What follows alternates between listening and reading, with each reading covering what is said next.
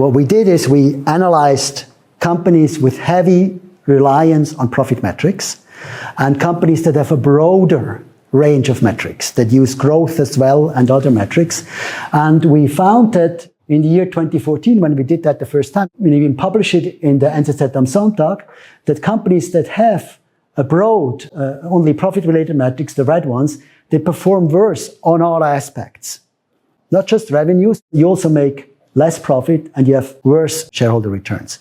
It turned out then that, 2 years later, 6 companies still had an exclusive profit focus. Only 34% of the companies, only 1/3, had also revenue metrics in there. We did another article in the NZZamSonntag, this time naming and shaming the companies, and that actually had an effect because then, 5 years later, now 60% have a broader mix of metrics in the Swiss market. Recently, I looked at a number of companies where we pitched our services, and I looked at how important the growth metrics are to balance the profit metrics. And you can see that the growth metrics, which I put in green, are really limited in impact for these companies. The very red one are the ROIC metrics, the return metrics, and the other ones are profit metrics. They're also red.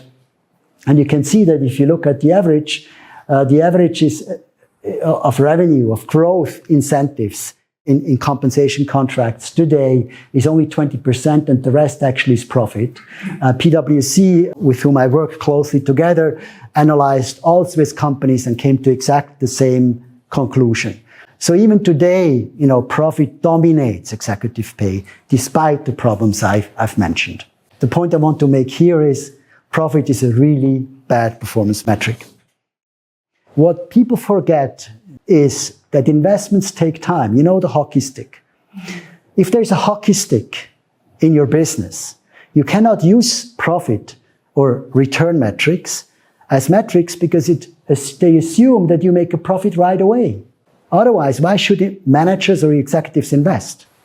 What you see here is the typical hockey stick graph for any new investment. Whenever people do a business plan, they will show you the hockey stick.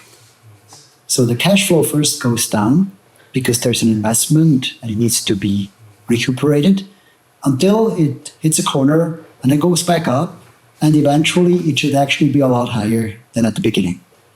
That's the justification of the investment. Now, when you link profit to executive pay, you assume the dotted line.